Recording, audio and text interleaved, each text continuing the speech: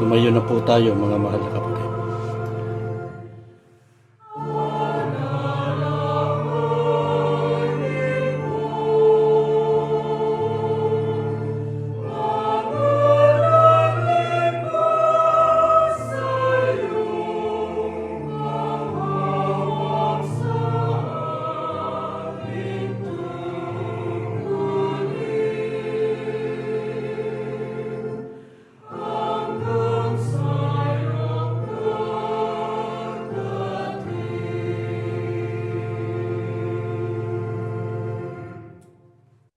Ama namin Diyos, narito na po ang mga anak mo sa banal na pagsamba namin. Nagpapasalamat kami ng napakarami. Hanggang ngayon, narito pa rin kami, Ama. Nananatili sa aming puso ang tunay na pananampalataya, ang pagpapahalaga sa mga paglilingkod sa iyo, lalo na sa ganito naming mga pagsamba. Pinakamahalagang tungkulin namin habang kami ay nabubuhay. Salamat po sa aming kalagayan. Lagi kang nakasubaybay sa amin. Hindi mo itinutulot sino man sa iyong mga anak. Mawalan ng pag-asa at sumigil. Salamat sa iyong pagpapalakas. Salamat sa iyong pagtulong at pag-alalay. Salamat aming Ama. Natutupad sa aming buhay ang mga pangako mo. Hanggang ngayon, tiwalang-tiwala kami. Ikaw ang aming Diyos. Ikaw ang aming amang mapagkalinga. Siyang nagsityaga na umaaruga sa amin. Purihin ka aming Ama. Sinasamba ka ng aming mga puso. Nilulwalhati ka ng aming mga kaluluwa. Pakitanggapin mo kaming magkakapatid. Tanggapin mo po ang aming pagsamba. Panginoong Jesus, salamat po ng marami sa iyo. Di mo kami iniiwan. Kung kami may patuloy na inililingap ng ating Ama. Ikaw ang dahilan, Panginoon. Ang pamamagitan mo sa amin, sa Ama. Siyang bumubuhay ng aming pag-asa. Tanggapin mo kami ngayon, Panginoong Jesus. Tanggapin mo ng aming pagsamba. At maawa ka muli kaming ipamagitan sa Ama. Patuloy na lingapin ang aming mga kaluluwa. Patuloy na matupad sa amin ang iyong pangako. Ama, muli naming sasariwain ang mahalagang aral. Itinuro ng sugo at ng kapatid na Iran nung Manalo nung sila'y nabubuhay pa. Maawa ka po. Patuloy na maging sisidlanghirang ang aming mga puso. Patuloy na sumampalataya kaming magkakapatid. Patuloy naming ibuhay ang iyong mga salita. Patuloy kaming mabuhay sa pagsunod sa iyo. Mabalagi kami sa daan ng aming kaligtasan. Ama, lubos ang aming tiwala, narinig mo ang aming mga panalangin. Mamamalagi ka po sa aming pagtitipon. hanggang sa matapos po ang aming pagsamba. Galang po namin inihiling ang lahat sa pangalan po ng aming Panginoong Heso Kristo. Amen.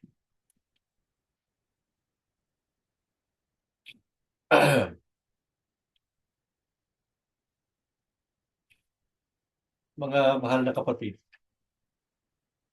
nang tayo po ay tawagin ng Diyos sa paglilingkod sa loob ng Iglesia ni Cristo, ay ipinaunawa po sa atin sa pamamagitan ng Biblia na kaakibat po ng ating kahalalan mga pagsubok ng pananampalataya na ating nararanasan. Naranasan po natin ang katuparan ito sa ating buhay sa maraming pagkakataon.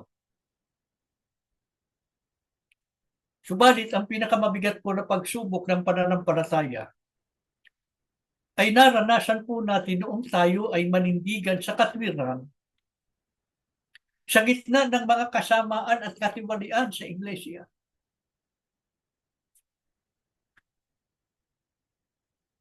Nasa isip nga po ng marami sa atin noon, di natin halos maisip, di na tayo halos makapaniwala na ito ay nangyari at nangyayari sa Iglesia. Pero tayo, nanindigan tayo sa katwiran. Mas pinili natin na sundin kung ano yung aral ng Diyos na ating tinanggap. Ngunit, bunga po ng ating paninindigan, naranasan natin ang mabigat na pag-uusig at ang kawalang katarungan. Sa gayong kalagayan, ang ginawa natin ay walang sawang pananalangin. Nagpapanata tayo sa Diyos araw-araw. Sasama-sama tayo. At buong tiyagang hinihintay ang pangako ng Diyos na ang lahat ng bagay ay muli niyang isasaayos sa takdang panahon. Sa ganitong kalagayan po natin, wala po sana sa atin ang mainip at mahulog sa maling isipan na gaya ng naging isipan ng ibang mga lingkod ng Diyos noong una sa panahon ng pag-uusig at kawalang katarungan na naganap sa Israel.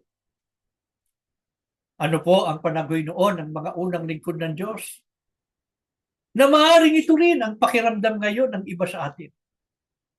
Isaiah 40:27, ang sabi ng lingkod ng Diyos, na tila hindi pansin ng Panginoon ang kanilang kabalisahan o hindi inaalalayan sa kaapihang naranasan. Ito rin ang maaaring iniisip natin ngayon. Dahil sa ating mga nararanasan na tila hindi na tayo pinapansin ng Diyos. O baka pinababayaan na niya tayo. Ano ba kahulugan ng salitang tila? Animo, wari,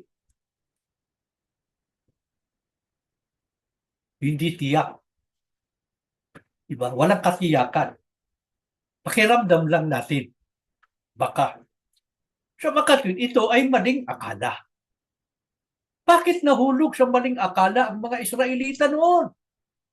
Na sila'y pinabayaan na ng Diyos. Sa Panaghoy 3:5 at 8, sapagkat ang sabi ni Jeremias, nanambitan man ako at tumingi ng tulong, hindi niya dinidig ang aking dalangin. Makaswit, kaya nagkaroon ng maling akala ang mga Israelita noon na sila hindi na pinapansin ng Diyos at tila pinababayaan na sila ay sapagkat noong sila'y nanambitan sa pananalangin sa Diyos ay hindi sila dinidig. Ganito rin ba ang sumasagi sa isip ng iba sa atin? Kasi hindi lamang tayo nananalangin, pansarili, nagpapanata pa tayo araw-araw. Sama-sama, di ba mga kapatid? Gaano na katagal tayong nagpapanata? 10 taon mula nung 2015, patuloy tayo hanggang ngayon. Sasama-sama sa ating mga pagpapanata araw-araw. Mahaba-habang panahon na rin yan. Ang marami sa atin nasa gipit na kalagayan pa rin. Hanggang ngayon. Di po ba?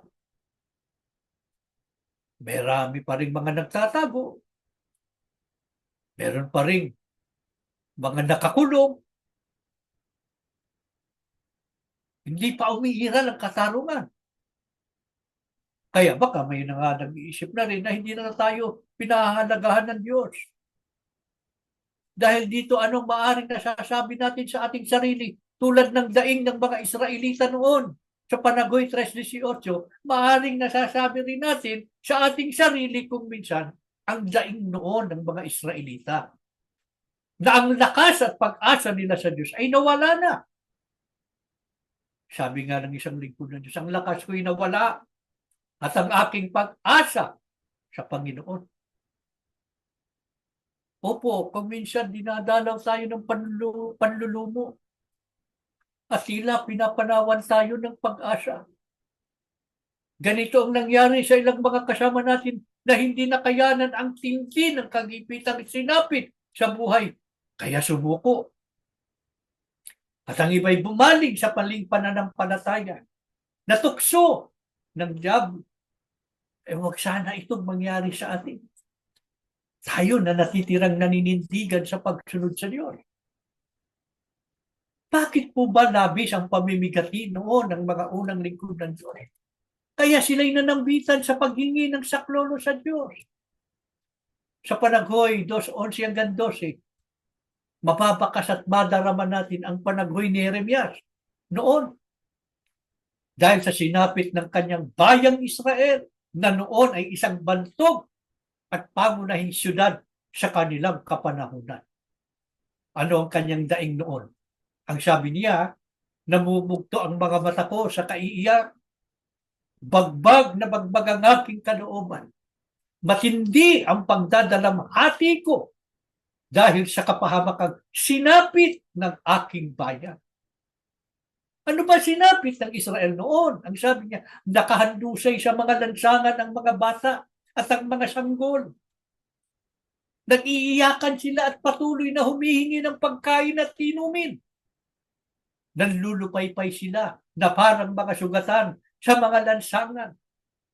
Unti-unting nangangapos ang mga hininga sa kandungan ng kanilang mga ina. Bakit ganitong sinapit ng mga Israelita? Dahil sa pananakop at pag-uusig ng masamang hari ng Babylonia na sumira sa dating bantog na bayang Israel. Ang marami ay dinalang bihag sa Babylonia. Ang iba'y naiwan sa Israel upang magsaka at gumawa ng iba't ibang gawaing pagkukunan ng pangangailangan. Ang mga naiwang na mga namahala sa Israel ay masasama at mga tiwali. Bawat isa ay gahaman sa salapi at mahilig sa suhol. Mga kapwa nila Israelita na pinagtiwalaan ng mga Babylonia na siyang mamahala, mga siwa sa kanila, mga naiwan doon sa Israel. Pero mga gahaman sa salapi, mahilig sa suhol, nakikikutsaba sa mga sinungaling at mga mandaraya. Kaya naghari noon ang kasamaan, katiwalian at kawalang katarungan. Ito po ang dahilan ng labis na pagdadalamhati ng mga Israelita noon. Nang sila'y tumawag at nanambitan sa Diyos, na sila'y tulungan, hindi agad sila dininig ng Diyos. Hinayaan sila sa ganoong kalagayan sa loob ng maraming taon, humigit kumulang 50 taon. Mga kapatid, di ba't ganito rin ang ating nararanasan ngayon? Ito rin ang dahilan ng ating mga pagdadalamhati, ng ating mga pananambitan sa Diyos. Naghahari ngayon sa bayan ng Diyos ang katiwalian at kawalang katarungan. Gayon din ang kasinungalingan at pandaraya. Yung sinabi kanina ni Jeremias, nag-iiyakan sila, patuloy na humihingi ng pagkain at inumin. Tayo man sa ngayon, hindi literal na pagkain at inumin. Ang ating, tayo ay nagsasalat, hindi sa literal na pagkain at inumin, kundi sa pagkain ng kaluluwa. Sapagkat ang itinuturo ay hindi na tunay na mga aral ng Diyos, kundi mga binabaluktot para makakuha sila ng pakinabang. Yan ang ating nararanasan. Dahil sa ating paninindigan, siniwalag ang marami sa atin. Inusig, binipit, ng iba'y ipinakulong, may ibang ipinatay.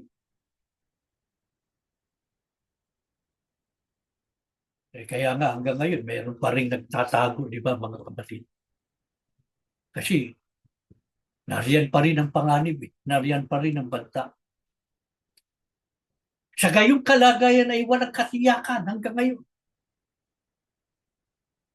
Kung ano ang ating magiging sitwasyon sa hinaharap pa, lalo na ang kapakanan ng ating paglilingkod sa Diyos. Ang tanging inaasahan natin, yung katuparan ng pangako ng Diyos na isasaayos niya ang lahat ng bagay sa iglesia. Ang tanong, naiinip na ba tayo? Iniisip na rin ba natin na pinabayaan na tayo ng Diyos? Nawawalan na ba tayo ng pag-asa? Huwag, mga kapatid. Paano sagot ng Diyos sa panambitan ng mga hinirang niya? Lalo na ang marami sa atin na nanindigan sa katwiran, dating mga may tungkulin na nangangasiwa sa mga kapatid. Ano po ang ipinagugunita sa atin ng Diyos?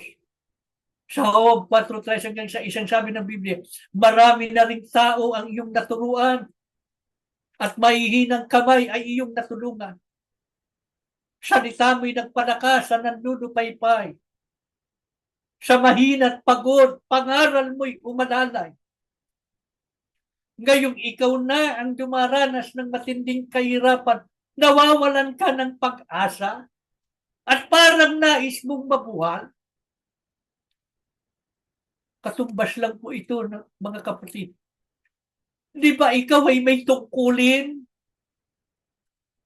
Hindi ba ikaw ang nagpapayo at nagpapalakas sa mga kapatid na nangihina?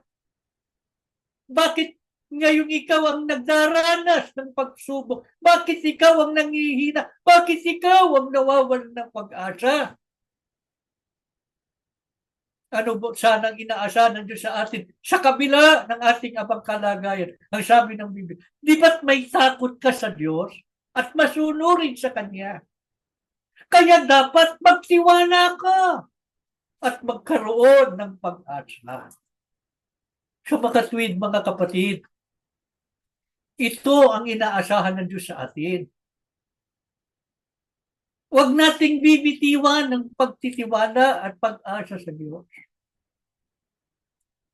Ano man ang ating naranasan pa, ano man ang mangyari, maghawak tayong matibay sa pangako ng Diyos. Na isang araw mula ngayon, itutuwid niya ang lahat ng bagay sa iglesia. Magpapatuloy tayo sa mga paglilingkod sa Kanya sa ilalim ng matuwid na pamamahala. Makapapasok tayo at makasasamba sa Diyos sa loob ng gusaling sambahan. Pairalin niya sa Kanyang bayan ang katarungan at ipatutupad ang Kanyang katwiran. Darating po ang araw na lahat po ng yan ay itutuparin ng Diyos. Mga kapatid, kung pinabayaan tayo ng Diyos, wala na sana tayo ngayon. Baka katulad na rin tayo ng mga tao wala ng pag-asa. Pero bakit hanggang ngayon ay kasama pa tayo na sumasamba sa Diyos ngayon, nananatili sa atin ang pagpapahalaga sa paglilingkod sa Diyos. Maliwanag na maliwanag sa atin ang mga aral niya. Isa lamang ang kaulugan nito. Hindi tayo pinabayaan ng Diyos. At hindi niya tayo pababayaan hanggang sa wakas. Kung mananatiling matatag tayong magtitiwala at aasa sa Kanya at buong tiyaga na maghihintay sa Kanyang pagliligtas. Ano po ngayon ang panawagan ng Diyos sa mga lingkod niyang nanambitan dahil sa mga pagdurusa? Isaiah 30:18 hanggang 21. Ang sabi ng Biblia, ang Panginoon ay naghihintay upang tulungan kayo at kahabagan. Sapagkat ang Panginoon ay Diyos na makatarungan. Mapalad ang lahat ng nagtitiwala sa Kanya. Ano po ang tugon ng Diyos sa mga pinanghihinaan ng loob? Sa bigat ng mga pagsubok at nag-iisip na tila pinabayaan na sila ng Diyos dahil pakiramdam nila hindi sila dinirinig ng Diyos. Sabi ng Biblia, mga taga-Jerusalem, hindi na kayo mananagoy kailanman. Ang Iglesia ni Cristo na ating kinabibilangan ay tinatawag ding Jerusalem, Israel sa pangako. Hindi na ang wika kayo mananagoy kailanman. Ang Panginoon ay mahabagin. Kayo'y diringgit niya kapag kayo'y tumawag sa Kanya. Kung hindi man tayo kaagad sinasagot ng Diyos sa panalangin, ay hindi po ibig sabihin na hindi na tayo dinirinig at pinabayaan na tayo. Hindi. Sa panahong itinakda niya, sasagot siya at tutugon sa ating mga panambitan. Ano ang nais ng Diyos na maunawa natin sa ating mga pinagdaraanan? Ang sabi pa, kung ipahintulot man niya na kayo magkasakit o magdanas ng hirap, siya na inyong guro ay hindi magtatago sa inyo. Saan man kayo pumaling, sa kaliwa o sa kanan, maririnig ninyo ang kanyang tinig na nagsasabing, ito ang daan, dito kayo lumakad. Mga kapatid, isang matibay na pangako ng Diyos na kanyang ipinahayag ang siyang dahilan kung bakit hanggang ngayon ay naririto pa tayo magkakasama sa pagsambang ito. Opo, mapapait na karanasan ang pinalasap sa atin ng Diyos sa mga panahong ito. Subalit sa lahat ng panahon yun, ng ating mga paghihirap at mga pagdurusa, ang Diyos pa rin ang gumabay at nangalaga sa atin. Lalo nating naranasan at napatunayan kung gaano kabuti ang Diyos. Sa ating mga kadalamatian, ang Diyos ay malapit sa atin at nakasubaybay at nagbibigay ng kalakasang kailangan ng ating mga kaluluwa. Ang lahat ng ating mga mapapait na pinagdaanan, ang siyang humubog sa atin para maging matatag na hindi kailanman kayang baklasin ng anuman o ng sinuman. Halina kayo mga kapatid. Lumapit na kayo sa Diyos. Naghihintay siya upang tulungan tayo at kanyang kahabagan. Sabihin na ninyo sa kanya ang inyong pangangailangan. Ang sabi niya, hindi siya magtatago. Diringgin niya tayo. Huwag lang tayong maiinip. Gusto tayong magtiwala at buong tiyaga na umasa sa tulong niya. Sino ang mga lingkod ng Diyos na mamamalaging puno ng pag-asa at patuloy na sa paglalakbay ay umaasa sa Diyos anuman ang mangyari. Sa Job 11:14-17, sabi ng Biblia, alisin mo ang kasalanan sa iyong mga kamay. Linisin mo sa kasamaan ang iyong tahanan. Sa makatwid sa panig ng mga magulang. Hindi lamang ang ating sarili ang ating sinusuri, kundi pati ang ating buong sambahayan. Sinitiyak nating namamalaging malinis ang pamumuhay ng buong pamilya. Ano pangako ng Diyos? Ang sabi, magliliwanag ang iyong buhay higit pa sa sikat ng araw. Paano ang mga pagdurusa? Ang sabi, mga pagdurusa mo ay malilimutan para lamang itong bahang ng daan. Paano ang mga panganib sa buhay? Ang sabi pa, matatag ang iyong loob. Walang kinatatakutan. Sa madaling salita, magpapatuloy tayo sa paglalakbay na kasama ang Diyos. Kaya wala tayong anumang katatakutan. Ito po sana ang matupad sa ating buhay. Sa nalalamig panahon ng ating paglalakbay sa daigdig, habang inihintay natin ang araw ng ating kaligtasan. Huwag tayong papayag, mga kapatid, na dumating ang sandali na tayo'y igupo ng pagkainip sa awa at tulong ng Diyos. Manatili tayo.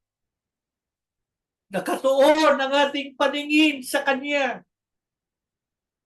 Opo, likas sa tao kung minsan aabutin ka talaga ng panghihina. Sasagi at sasagi sa ating isipan. Kailan pa kaya? Kailan pa kaya matatapos ang lahat ng ito? Pag kayo ng ating nararanasan, agad nating ipihit ang ating puso at isipan sa mga pagtawag sa Diyos. Agad tayong manalangin. Agad nating isumbong sa Kanya ang ating kalagayan. Lagi siyang nag-aabang sa atin, lalo na sa mga pagsamba. Lagi niyang tinitingnan kung sino lalapit sa Kanya, kung sinong magulang ang magsasandal sa Kanya na kanilang pag-asa, kung sinong mga anak ang magtitiwala at maglalagak ng pag-asa sa Kanya. Maawa sana ang Ama na sa ating pagsamba, muli niyang ibuhos ang Kanyang kapangyarihan at isugod sa bawat dakong ating kinaroroonan. Dalawin ang bawat sambahayan, lingapin ang bawat pamilya upang lahat tayo makapagpatuloy na umaasa sa Kanya at sama-samang makarating sa kaligtasan. Manahanan magpakailan-kailanman sa Kanyang kaharian. Tumayo kayo, mga kapatid, at tayo po'y mananalangin. Ama, salamat po ng marami sa iyo. Ang leksyong ito na itinuro pa ng kapatid na Eranio Manalo noong sila'y nabubuhay pa. Kailangan po namin tumarating sa aming kung minsan ang panlulumo. Hindi kami makaiwas na mag-isip kung minsan hanggang kailan kami magtitiis. Hanggang kailan kami makapaghihintay. Hanggang kailan isasayot mo ang iglesia. Hanggang kailan kami maghihintay na kami muling makapasok sa kapilya at matupad ang aming mga tungkulin. Aming Ama, salamat. Salamat sa iyong mga aral at mga payo. Hindi ito nangangahulugan. Lumayo ka na sa amin. Ginagamit mo lamang ang aming kalagayan para kami lalong ihanda sa napakadakilang pagpapalang ipagkakaloob mo. Nakahanda naman kami, Ama. Tanggap namin na kami magtitiis at patuloy na magtitiis. At ipinangangako namin sa iyo, magpapatuloy kami sa paglalakbay. Ano man ang aming maranasan po, hindi kami iiwanay sa iyo. Hindi namin iiwan ang pagsamba. Mananatili kami sa pagsunod sa iyo. Huwag mo lang kami pamamayaan. Kami nangangamba kung minsan. Baka madaig kami ng likas namin. Wawa ka, wag kang papayag.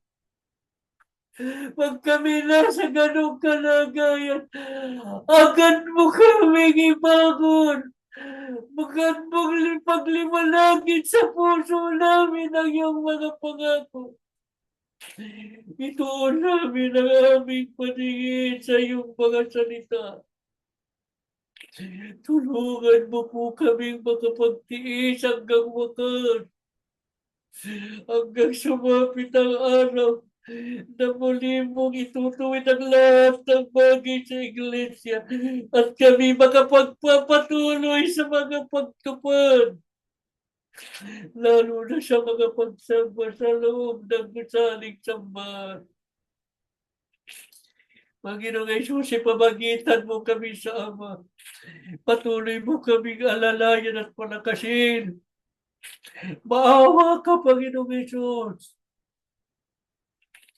Tulungan mo po kaming manatiling maliwanag sa puso namin ang iyong banal na katwiran. Upang kahit anong aming maranasan ay hindi kami maigupo nito, kundi kami laging maging mapagpatuloy at mapagtagumpay sa lahat ng maaaring kuminsala ng aming pag-asa. Mga may sakit, pagalingin mo sila, Panginoong Jesus. Bigyan mo pa ng buhay at lakas, lalo na ang kapatid natin. Mga nasa kulungan, palayain mo na po sila. Muli nilang makapiling kani-kanyang pamilya. Mga nagtatago pa, lagi mo rin silang alalahanin. Manatiling umaasa sa iyong mga pangako. Ama, lubos ang aming tiwala, narinig mo aming mga panalangin. Minasmasan mo kaming muli na magkakapatid at sa aming pagpapatuloy sa mga paglalakbay. Sumasampalataya po kaming lubos. Mananatili ka sa buhay namin. Sa pangalan po ng aming Panginoong Jesucristo. Amen. At tatapos na po tayo mga. Magandang araw po at magandang gabi.